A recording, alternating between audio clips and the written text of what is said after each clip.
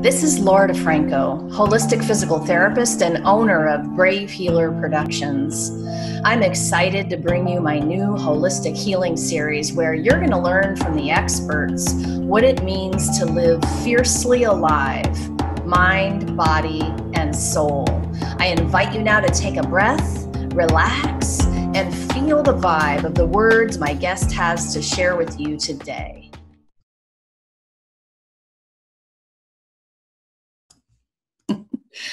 Welcome, everybody, to a very special episode. I am interviewing the authors of a new book, The Wellness Universe Guide to Complete Self-Care, 25 Tools for Happiness. This is the second book in a series put out by The Wellness Universe and Miss Anna Pereira, the founder of The Wellness Universe. You guys can find her at thewellnessuniverse.com.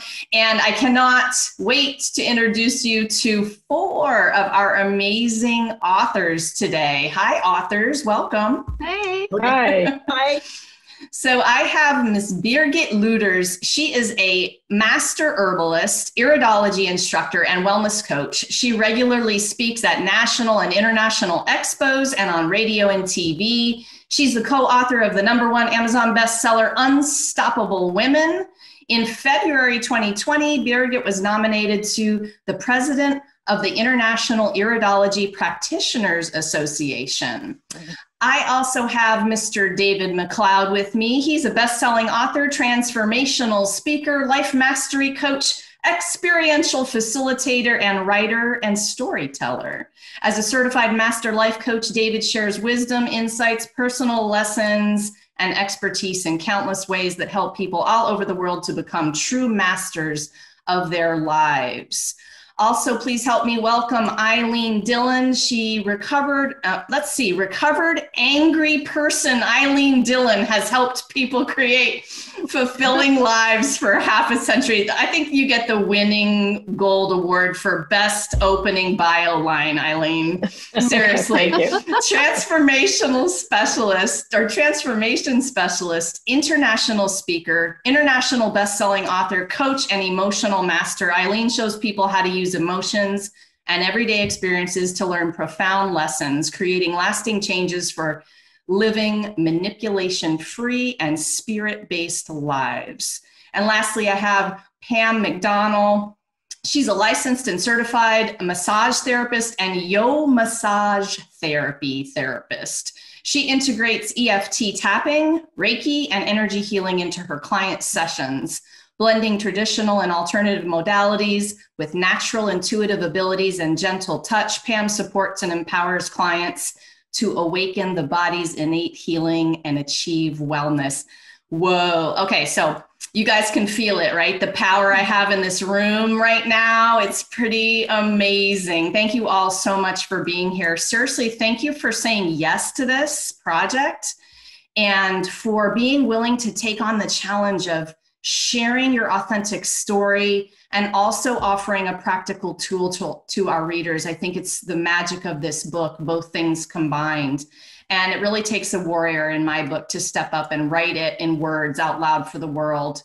I want to start tonight's party about happiness with Birgit and ask you, Birgit, tell me a little bit about what the pursuit of happiness means to you personally and a little bit about this amazing chapter that you wrote.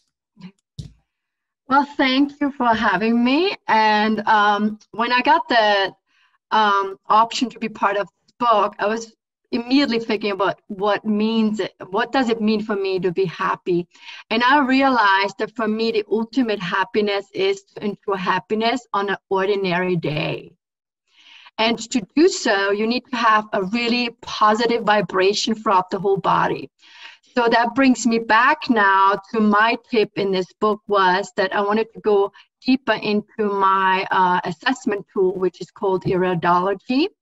And iridology is the assessment of your iris color and fiber structure.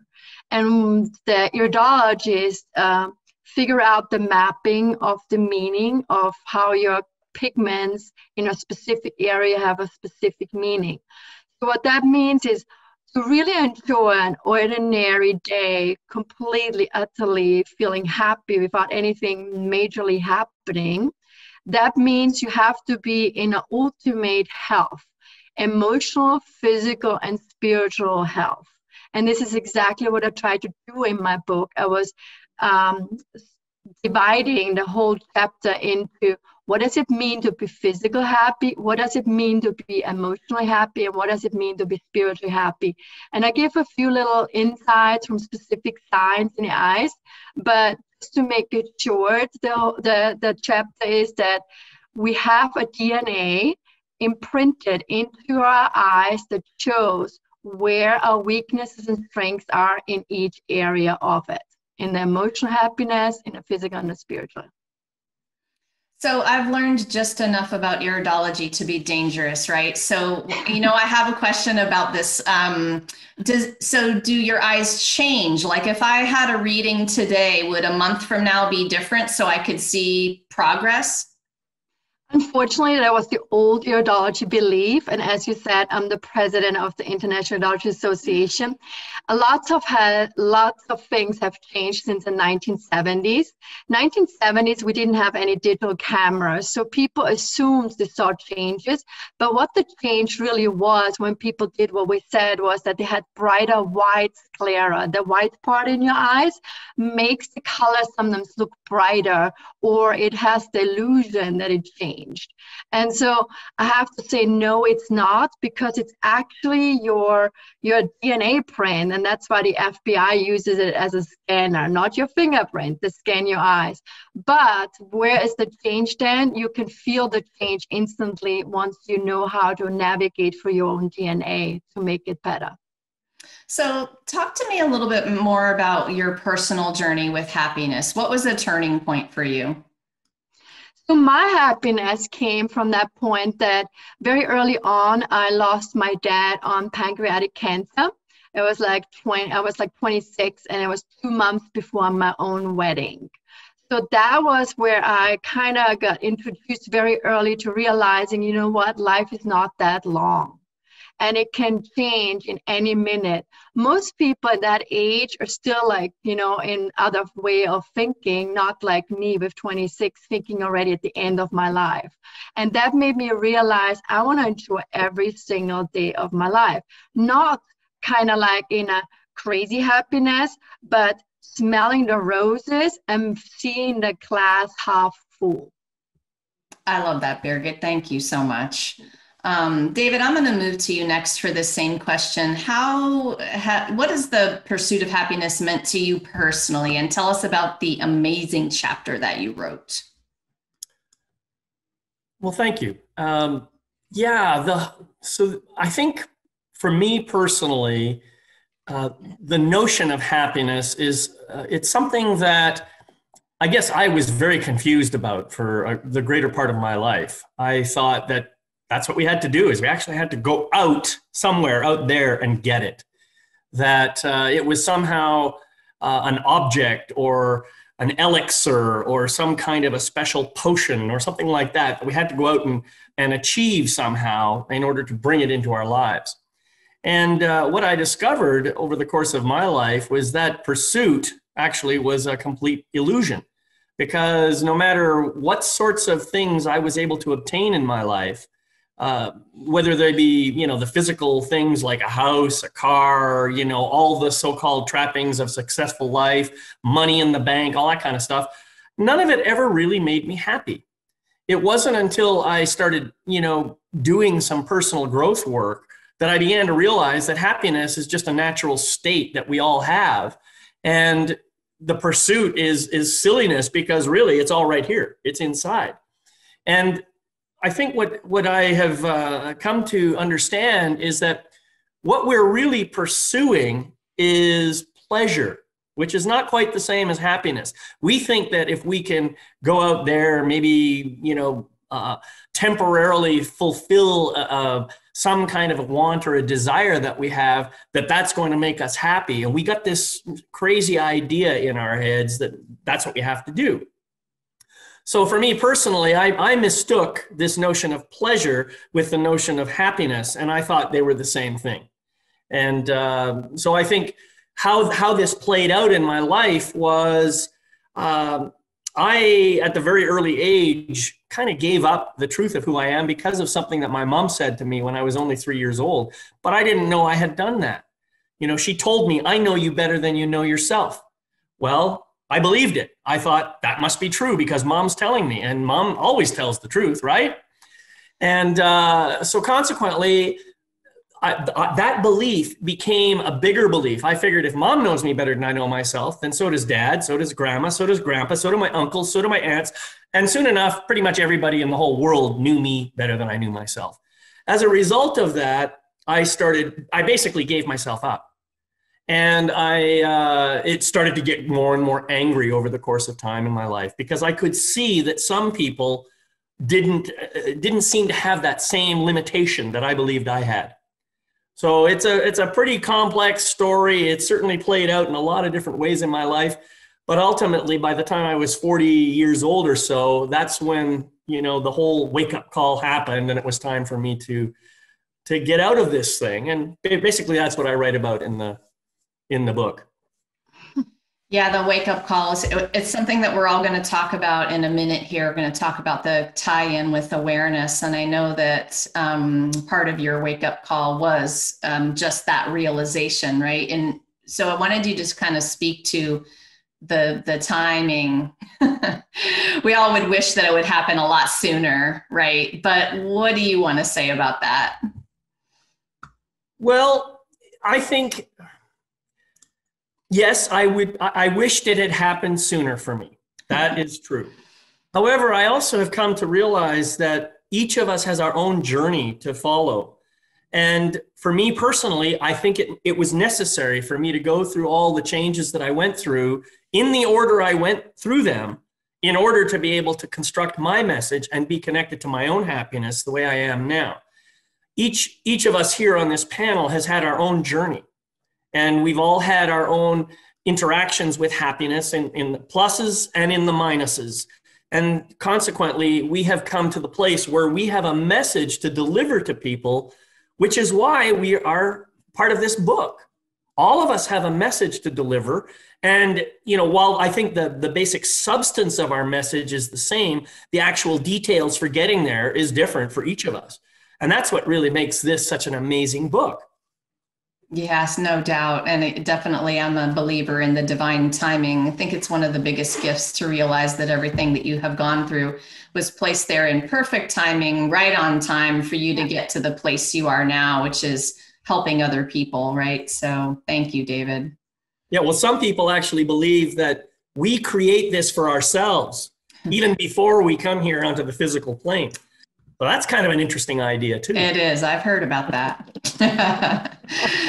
Ilene, you're up next with this. Talk to us about happiness in terms of, you know, what it's meant to you and a bit about your chapter.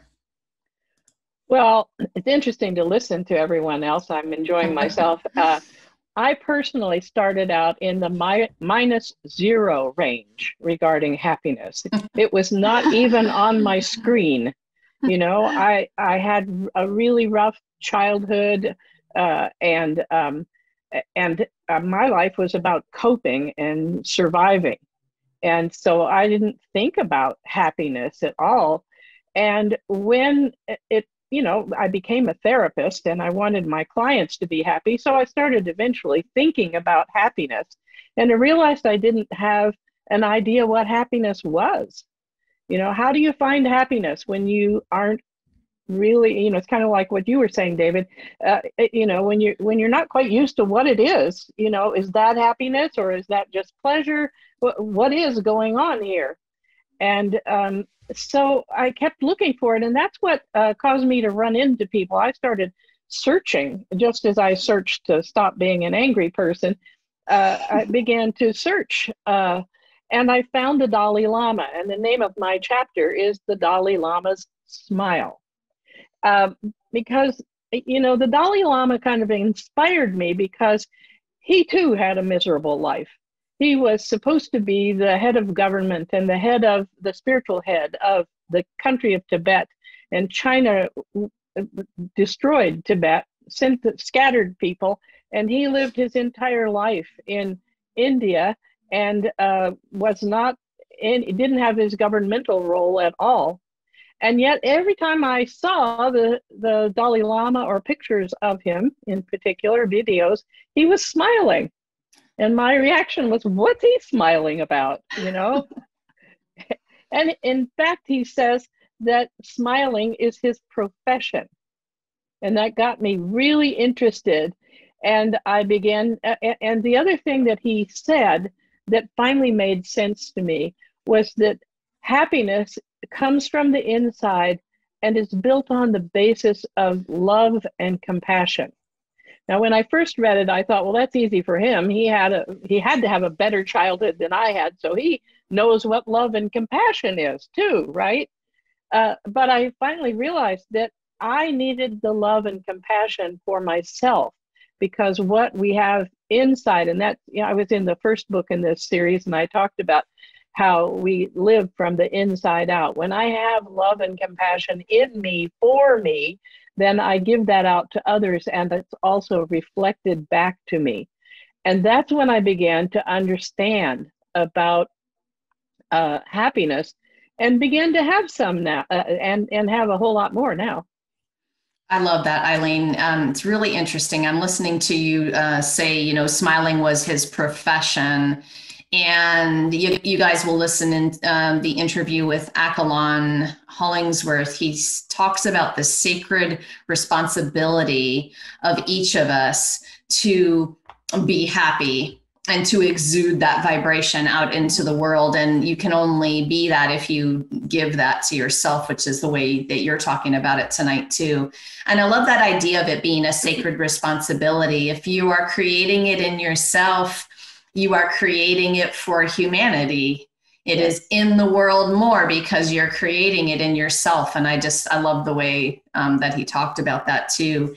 So what else do you want to say about that, Ilene? About having it inside of you? Yeah. Well, you know, I have been thinking about what happiness feels like to me.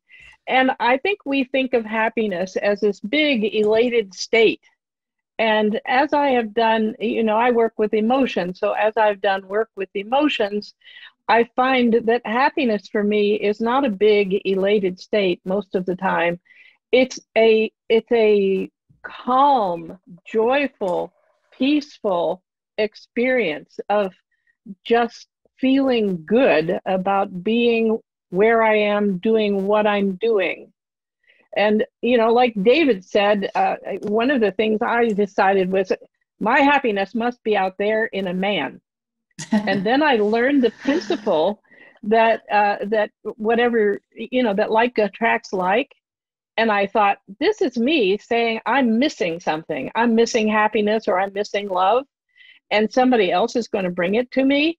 And I suddenly realized that the chances were greater that I would attract somebody who also had that missing from them. Mm. And so I made a decision to fill myself and my life with as much happiness and joy and love as I possibly could, as if whatever I thought a man would bring me were already there. I love it.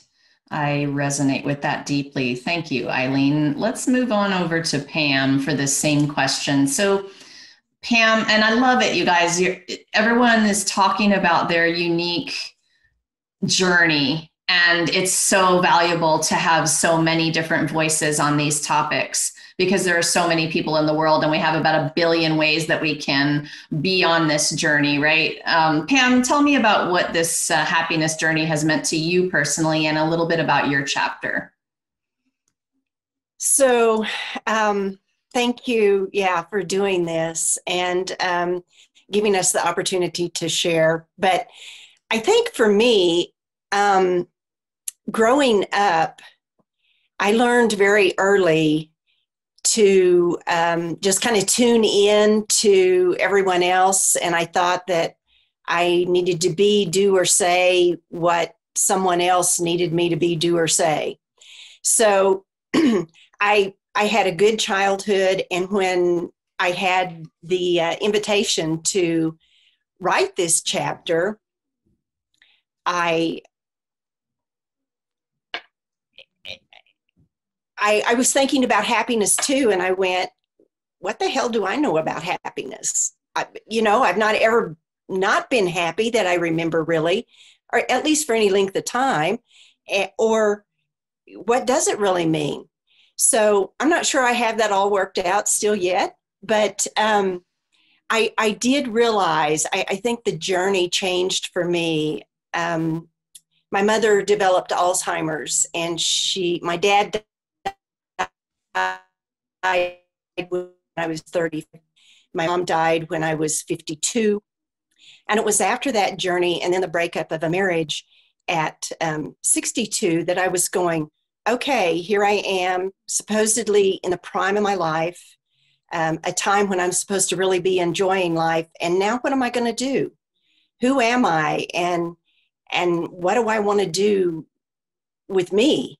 So I really kind of had to begin that journey and find that happiness, if you will, for me. I really had to find me first. And that's always, that's kind of a never ending journey, I think, at least for me. And so that's kind of my journey of happiness. I've never, not ever really been unhappy, but I think I've experienced happiness through everybody else, or at least for a certain period of time. You know, you said something I think that's important, and it's been coming up as a theme, but many of us were taught what should make us happy by all the different people around us. And of course, you know, what, you don't know any better. You're going to look to your mom, your dad, your coaches, your teachers, your friends, your colleagues, and you're going to figure it out however you figure it out. But it wasn't until adulthood that I tuned in and asked myself the question, do I even know what I want? Do I even know what makes me happy? And then, of course, you mentioned some pretty significant moments in your life, you know, death of a loved one. You had, you know, the marriage and or divorce. And I've been through all of those things as well. And I think we have to remember, you learn it and then you have to redefine it, and then it changes again, and you have to learn it again, and you have to learn it again and again, right? So I don't know. That's been part of my journey. Is there anything else you wanted to say about that, Pam? Not particularly about that, but I did want to just share the tool that I wrote in my chapter, and that is the Yo massage. I took a couple of the postures from that and walked people through it. And the purpose of that is, for me, I'm a very touchy-feely person, so I kind of think everybody else should be, but not everybody else is. So, you know, you kind of have to be careful, and you have to kind of weigh that.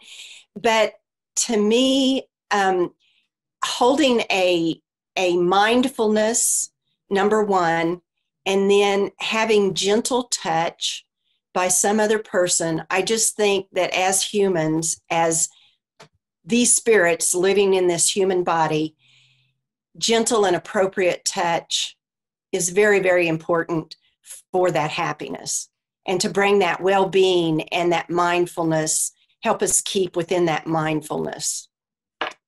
Thank you, Pam. So I want to talk about awareness next, and I'm going to go back to David for this one to start off with. You know, awareness is important. How important do you think awareness is to the happiness journey, and how do you guys practice personally? What's it like for you? I think that when we share a little bit about our own effective practices, we really give people great ideas about things they can try and do. But I'd love for you to share about that idea, David. Well, thank you. I guess to begin with, I should just explain that I do what I call life mastery coaching, and it's based on a whole paradigm that I call the life mastery paradigm. And it's interesting that you should mention awareness, because awareness for me is base camp. That's home territory. Everything emanates out of awareness. You cannot do anything in your life if you don't have a level of awareness.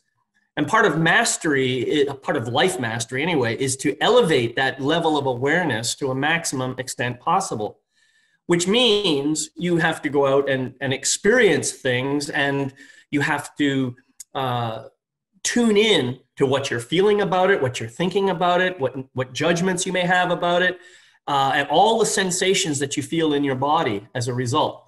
And the more you can do that on a regular basis, the more then you could stay in tune to the here and now, which is really where we need to be.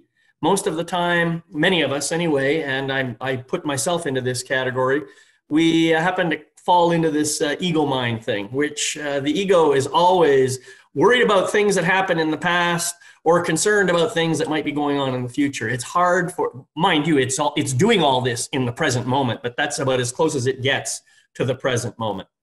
So the whole idea, I think, for awareness is to just notice what's going on, what is true right now in this moment, and try to keep that awareness no matter what you happen to be doing. You don't have to stop and pause and, adopt a particular posture in order to become aware. You can become aware in anything that you're doing, whether it's riding a bike, cooking spaghetti, mopping the floor, giving birth to a baby. I bet most women are very, very aware when that's going on. I mean, I don't know personally, but I believe it when I see it, Anyway, that's what I think about awareness. And I think it's a very important piece of every aspect of life. Yeah, thank you, David. Yeah, the quote that I've lived by for a long time, with awareness, we get choices. So when you have awareness, you have a choice. And I love to choose happiness most of the time.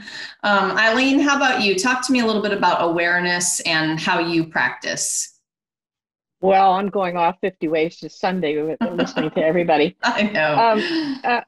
Just this past Sunday, I started a blog series of 3 on the wellness universe about asking for and receiving help from the universe.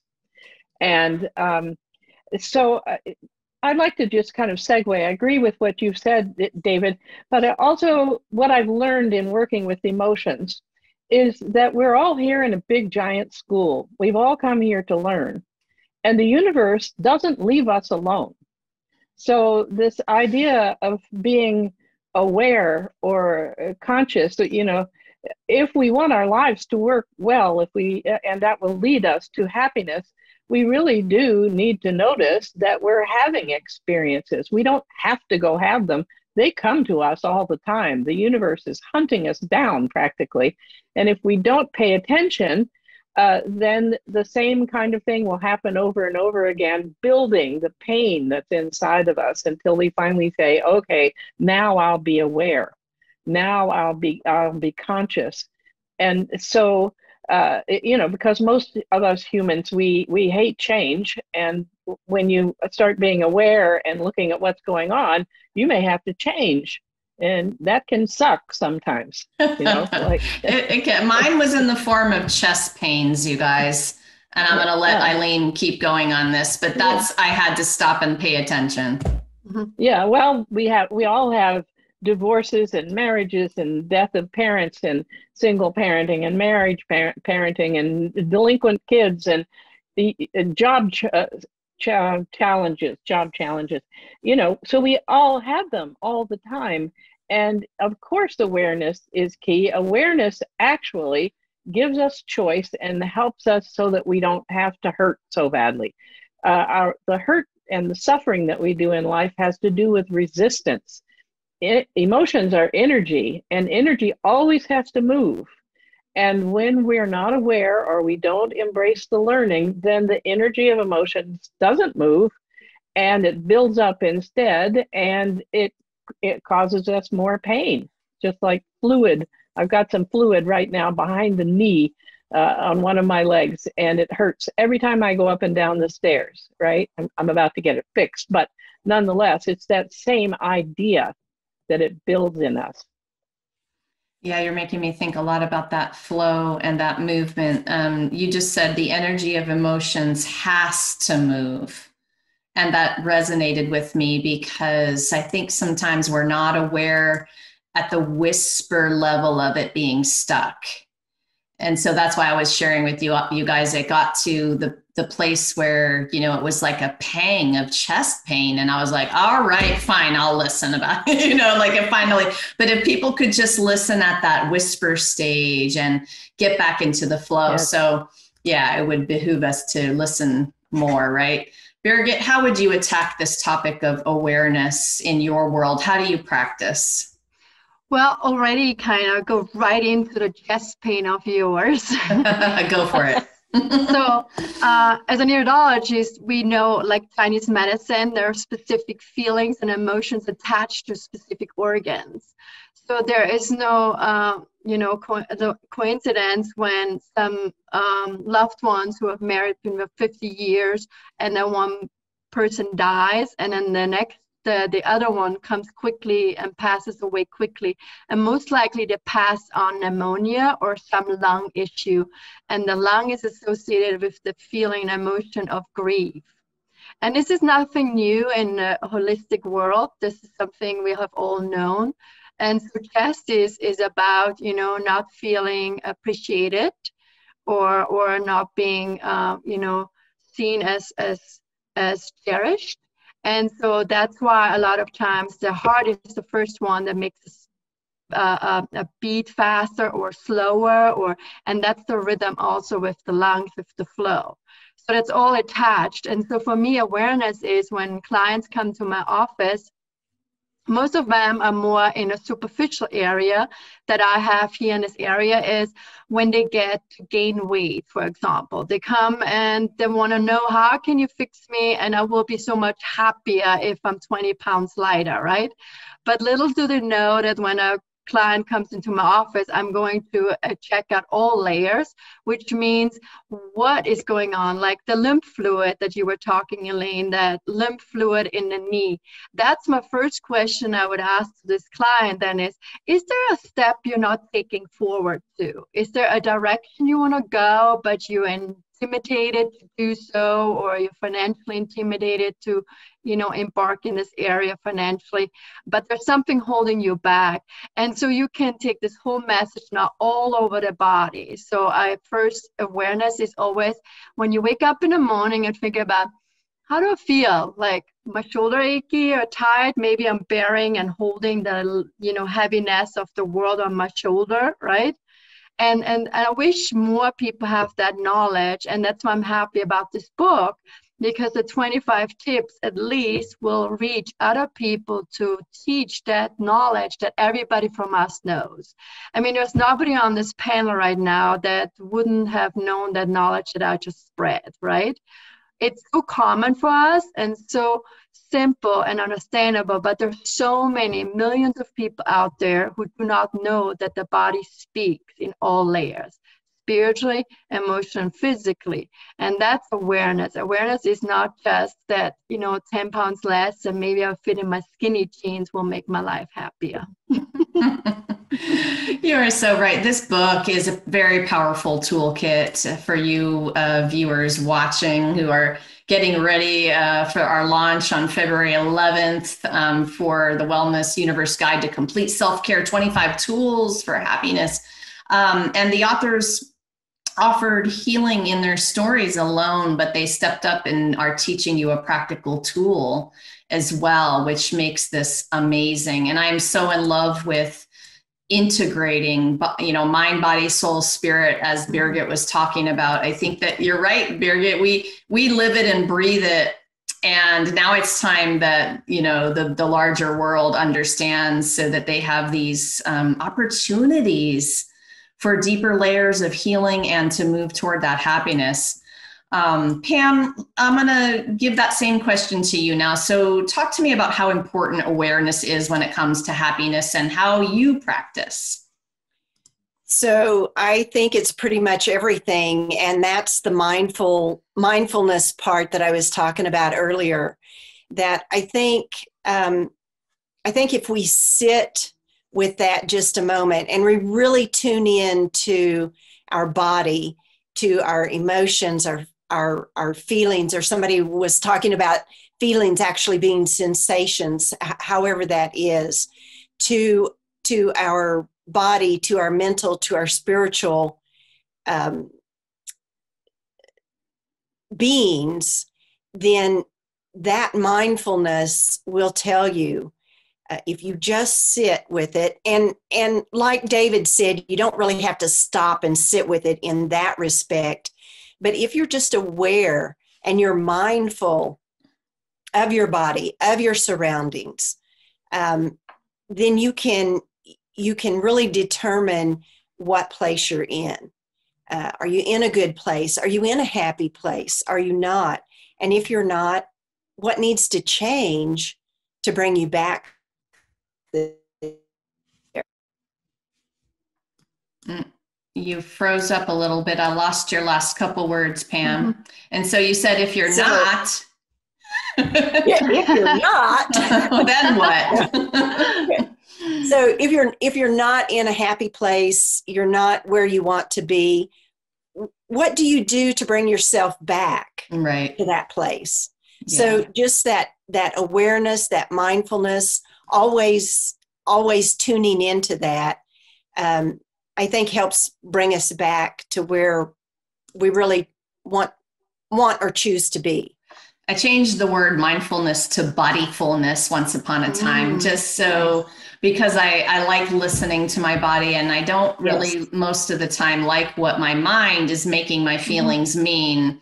So I kind of just quiet that down a little bit and just sort of, float a little bit in the sensation itself, the bodyfulness. I don't know.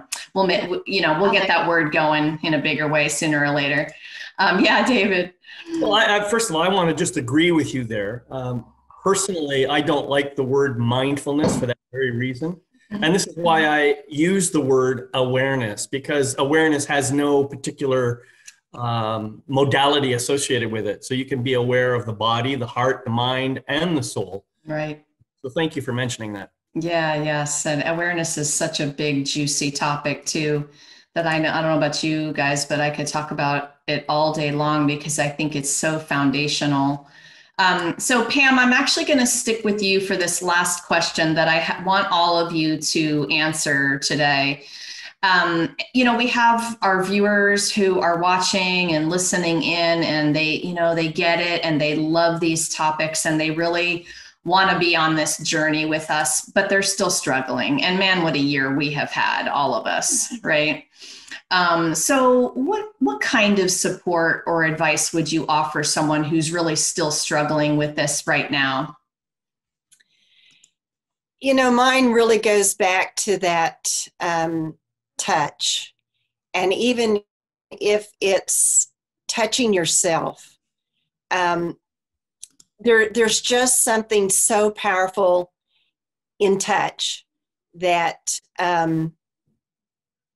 it to me, that just kind of brings you back to, if you're kind of out there and lost, if you will, just the power of touch can bring you back, can center you, can bring you back to that awareness, if you will. And so I would just tell people, really become aware or mindful. I know you guys don't like that word as much, but be aware of where you are in your body, in your mind, in your spirit. And if something isn't right, reach out to someone else and find that support that they can help you with. This book is going to be awesome in that particular manner of being able to help people, because there are going to be so many things in there that will help them be able to reach out to different people and find the modality or whatever it is that they need to help them get through things like we've been through this past year. Yes, thank you, Pam. I just ended up submitting a blog. I can't remember the exact title, but it was something like 5 hug substitutes if you can't get a real one right now. There's a lot of people who can't get that touch from somebody else. And so you have to think about it creatively, right? Right. Yeah, I love that. Ilene, how about you? What would you offer somebody right now who is really still struggling?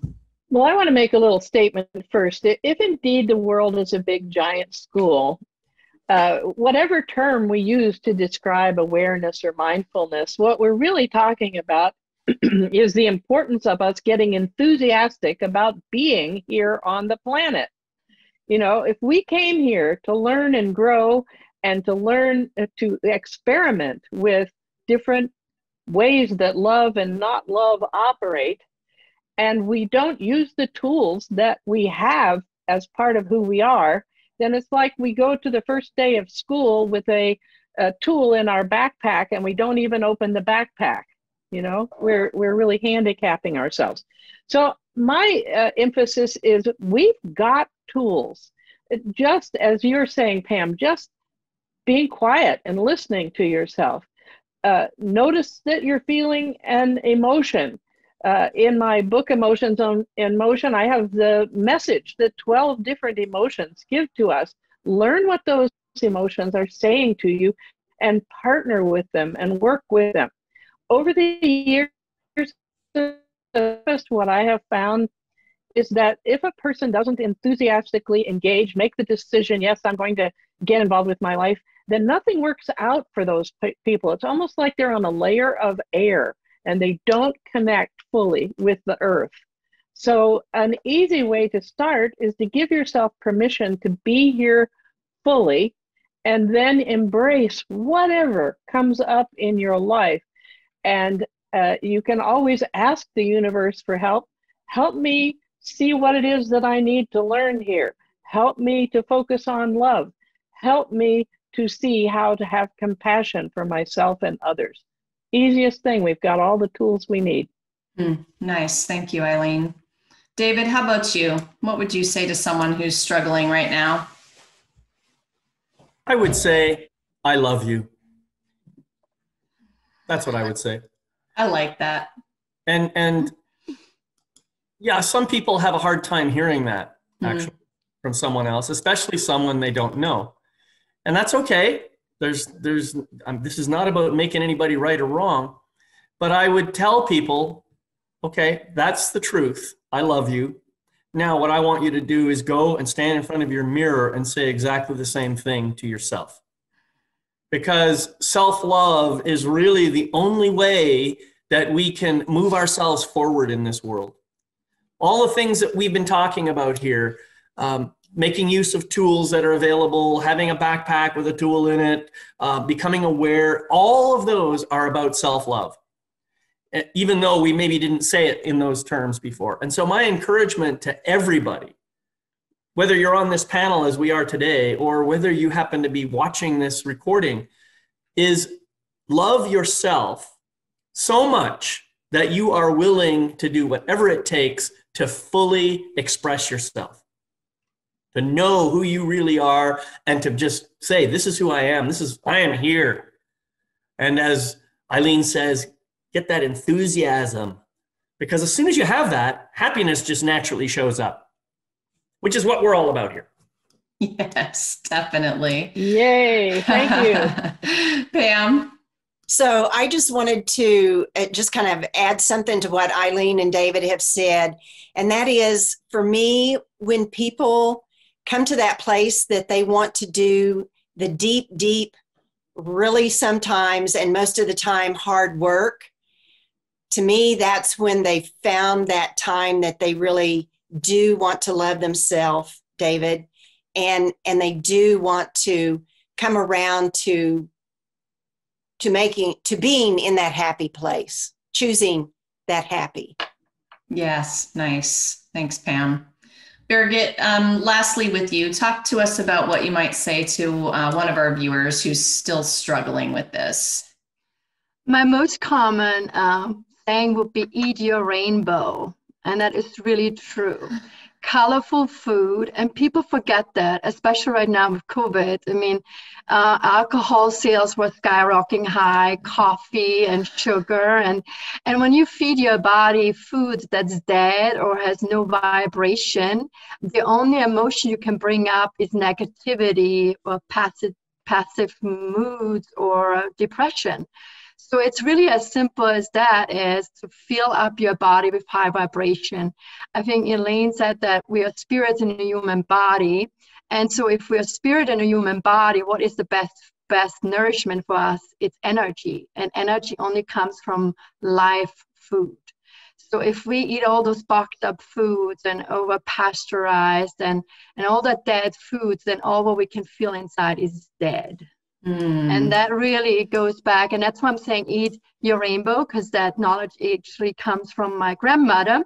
I studied everything about nutrition, and she just recently passed away at 99. And I said, Grandma, how do you know what is the best diet? There's so much going on, right? And she says, eat your rainbow. And I never forgot that. That exactly clarifies everything. This is the diet. So if you eat your rainbow, you're having more vibration, and a body that wants to be happy needs high vibration. I love it. Yes, Eileen. Well, I just want to add one thing that is in my chapter. It's about what we pay attention to. Birgit, you're talking about paying attention to eating healthily to bring energy in. Most of us have learned to pay attention to our problems and the issues that we want to overcome. And I just want to share the principle by which I live and which I've taught people, which is to pay attention not to what you want to overcome, but to what you want to become. When you're focusing, when something comes up, you focus on what you want to become, what you want to overcome just atrophies and drops away. It's not hard work. Mm-hmm. I love it. You guys are amazing. Thank you so much for what you do in the world and for being here today to share it with everybody. Seriously, you're badasses. Thank you. Thank you. Birgit, where can everyone find out more about you? I have two websites. My practice one is birgitcare.com. And I'm also teaching other people about iridology. So I'm an instructor for iridology, and that is my website called centerforiridology.com. Awesome. Thank you. And don't worry, viewers, we've got you hooked up in those show notes down below with everybody's website so you can explore a little more. Eileen, how about you? Where can everyone find you? My website is emotionalmasteryforlife.com. And I also spend a bit of time on LinkedIn under Ilene Dillon. Awesome. How about you, David? My main website is yourlifemasterycoach.com. And you can also find me on the Wellness Universe. I spend a lot of time there. Yeah, of course, everybody, when you come on over to thewellnessuniverse.com, you're going to find all of our authors. They all have a Woo profile, and you can click on their names and find out more about them there. Of course. Pam, where can everyone find out about you? Yeah, they can go to sacred-space.biz. That's my website. I'm also on Woo and Facebook and Instagram at Sacred Space OK. Awesome. Thank you. So everybody, this amazing book that you're hearing a lot about today is going to be available on February 11th, 2021. Yay, I know. And if you are listening to this before that date, you need to come on over to the Circles of Inspiration page on Facebook on the 11th, because we are going to have a live stream launch party with giveaways and all kinds of fun that day. And of course, if you're listening after the 11th, well, that means the book is available. So go on down to those show notes and grab the link on Amazon and you can get your own copy. And you guys, I love to end the shows with a big juicy question. So here goes. What if there is something you haven't learned yet about happiness that could change everything? I think this book has a few of those somethings, you guys. Time to be brave about it. Thank you, everybody. See you soon. Bye-bye. Bye. Bye. Thank you. Love what you heard today. Don't forget to drop down and hit that subscribe button, you guys, and then join me over at bravehealer.com for just a little bit more healing badassery. Have a great one.